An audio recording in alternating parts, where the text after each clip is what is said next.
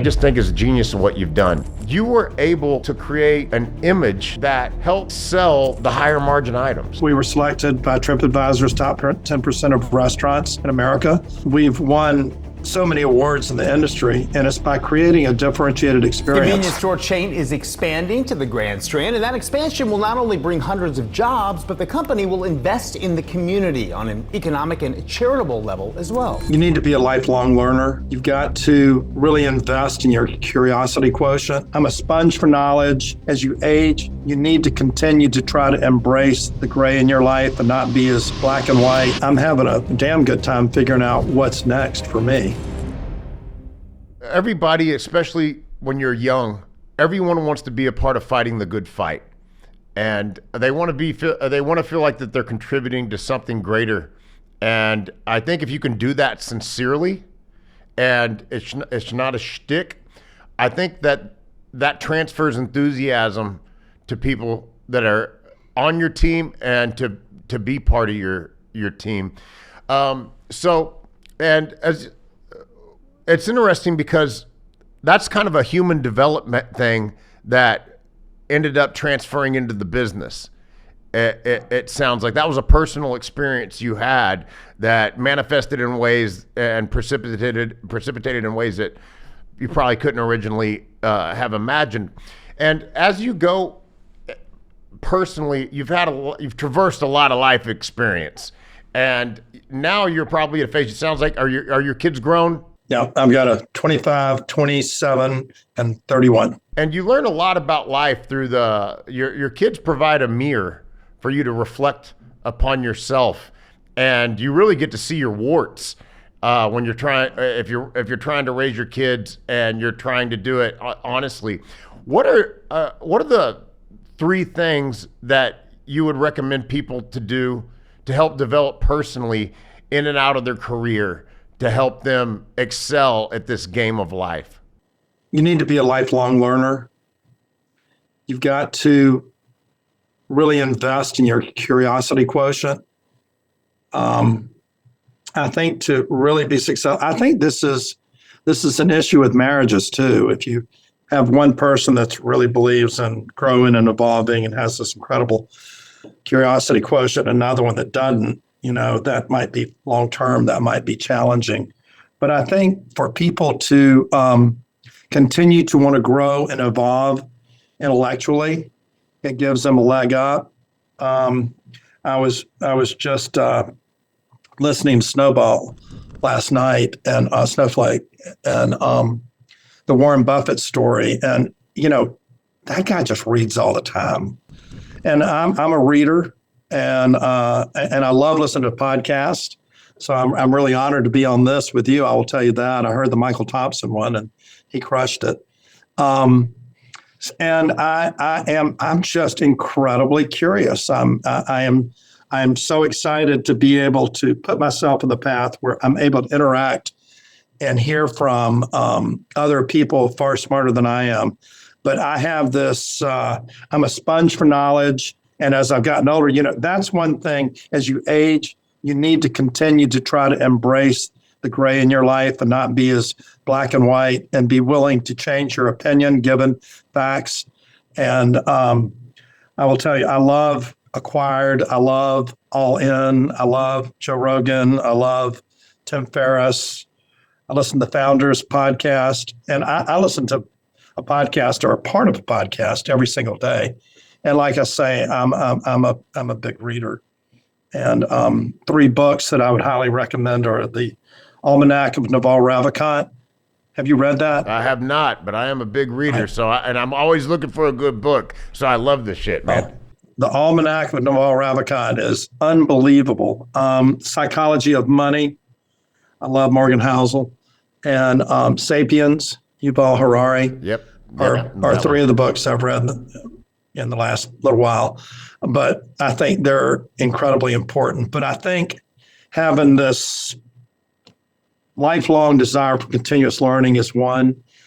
The other one I would say is being very proactive about your health. I can tell you're fit and you're in shape. I can see it. Well, I am too. I've been a lifelong athlete. I started working out with weights when I was 50. I'm almost 72. Work out with your buddy Michael. Sometimes he's going to be here You hear that? Crunch that steel, kids. You can look like Greg. Well, my son works out with me, but I think understanding the importance of weights, flexibility. I do yoga. Meditation is really important, and I think it's important to do cardio. So all of those are important. I think you've got to learn how to eat. For me, that's pretty much a low carb Mediterranean sort of diet, and that's just what I like. So I do that. But you got to be the CEO of your health. Yeah. And the other thing I would say is the importance of investing in relationships. And you sort of referred to that when you were saying your best friends. I do think that it's important that you surround yourself with people that have your values and believe in the things that you believe in, and that y'all can be each other's board of directors and accountability partners. I am really fortunate. I have great friends, but I'm tough on people. And if I see that people are screwing up, I'm going to tell them. And I say, man, you need to get your ass in the gym and come work out with me, do whatever it is. You smack the donut out of their mouth? or shaming them, whatever. But, I went to 10 different schools before I graduated from high school. And so I really, really, really value friendships. And, I am a good friend to people. And I think having great friendships, great relationship with your attorneys, with your accountants, with your marketing people, with whoever it is that you're working with. And, relationships really matter. And having lifelong relationships mean the world. Having a great relationship with your family. You're talking about people that are the billionaires. What the biggest gift is to be loved by those that you love. And I know there are a lot of people with their names on a lot of things, and they don't really have that love. And I think to love and be loved by those you love is like the greatest gift. You say a lot of things, and I mean this very sincerely. I went to 14 different schools before I graduated high school. And and I've been very lucky I always had to make new friends from when I was since I was very little. And that developed in me a curiosity about people, and a sincere one. And let's face it, you had to promote yourself. And I think that that's an important life skill.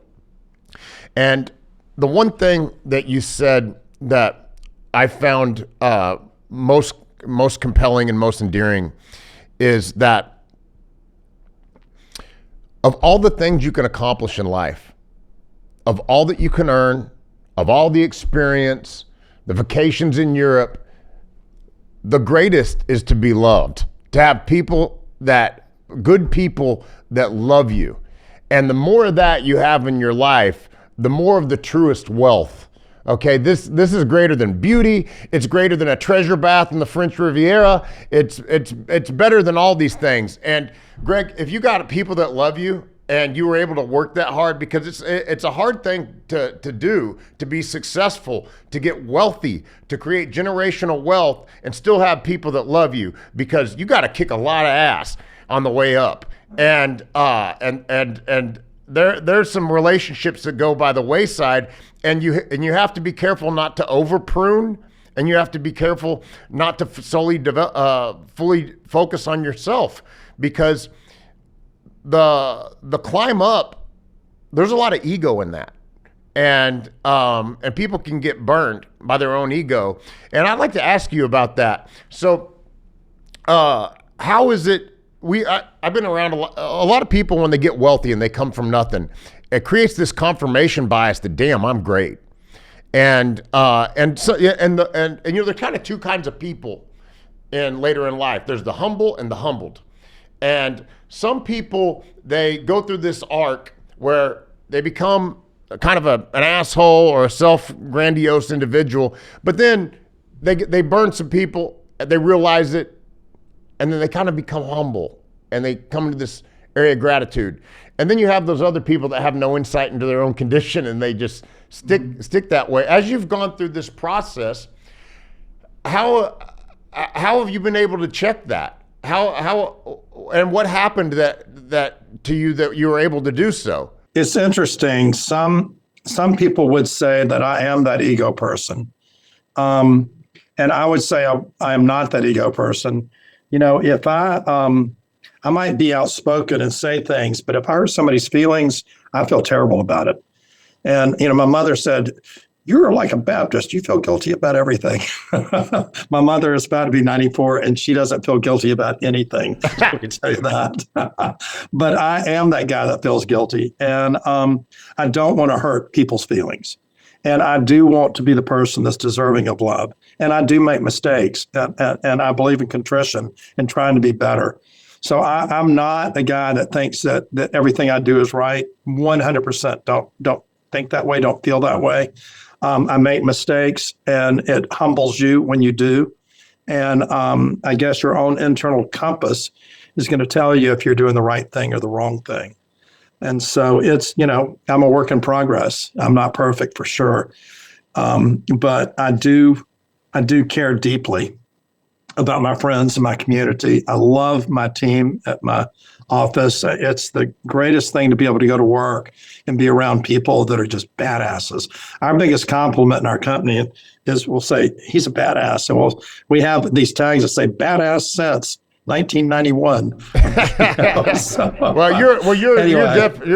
You're definitely a badass. And I've talked to a long time ago. I had the opportunity to meet a guy that was way up in Procter and Gamble, and I asked him what motivated him, and he said, "Man, I just have great people to work with. It's fun going in there every day." And I always find that, that's what we want. And that's when you pick your team, singing and dancing is fun, but there's nothing much funner than making money. And if you can do it with friends and cool people and badasses, you're in good company. I think that when we come back to this relationship thing, none of us go through life unscathed, and none of us go through life without ruffling feathers. And if you're not ruffling feathers, you're not doing right? If people aren't challenged. But then there's this other side, and the way that you manage that. If you want to be successful, there's going to be times when you have to apologize, right? And people, and I've been around a lot of successful people that I don't think they do that right. I think they feel like that's a slight to themselves to admit they do wrong. And an apology should go something like this: "I freely and readily admit that I was wrong. I hope you accept my apology and that we can move on to a greater place from here." And why do you think that in our society that's a difficult thing? But if you want people to be connected to you, you have to manage that, right? Like, even with an apology, if put a nail in a fence and you pull out the nail, there's still a hole there. And how do you manage that in your personal and professional life? Is it easy for you to do? And do you find that you have a lot of people that have trouble doing that in your in organizations? I don't really think in our organization we have trouble with that. I think people admitting that they're wrong can be a big challenge as well. And I've got to tell you, going back to the scorecard thing, data leads you to the right solution. If you have good friends, it's because you're doing something right. If you don't have many friends, it tells you you're not doing something right. But I also think that, you and I can tell are similar personalities. So we are warriors. We are badasses. We're willing to work harder. We're willing to do more. And that builds in you, if you've been an athlete and you've competed in a lot of things, sometimes that competition gets in the way of being able to be a good loser, or getting in the way of being contrite and humble and saying, I screwed up.